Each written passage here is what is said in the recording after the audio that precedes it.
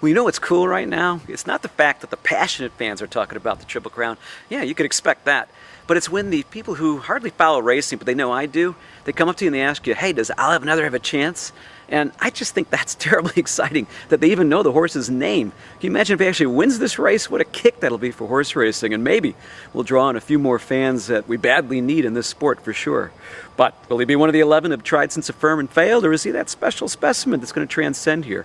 Kind of the race sets up for him, looks pretty neat. He's got not much pace up front. He's got that great tactical speed, and boy, I tell you, if he's right and he's fit, he's got as good a chance as many of the others who are considered to be the top contenders.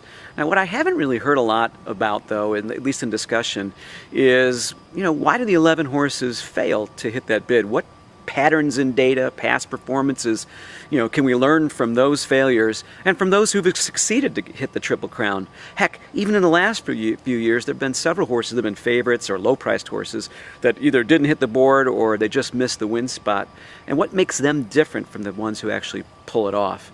And what's kind of cool is we got the Belmont screener we're putting together anyway, so taking I'll Have Another through it, we're able to quickly learn that, yeah, he meets most of the criteria. It totally makes sense, and so he's certainly rated a top win contender. Though there's one horse that's actually ranked higher, so we'll have to take a look at that one as the screener comes out this week.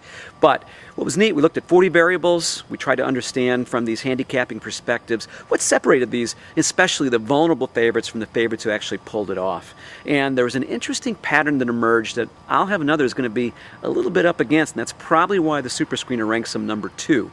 And that criteria that we learned that kind of, contributed to the losses of Animal Kingdom, horses like Smarty Jones, Icebox, Giacomo, Big Brown, others who were either Triple Crown bidders or horses that were, very, very strong favorites going into that race, but they just couldn't get it done.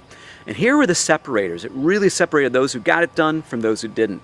Number 1, if the horse ran in the Kentucky Derby and the Preakness, that was a huge, huge knock. I think Fleet Alex in 2005 was the last horse to do that, pull off the Belmont win after running in both races.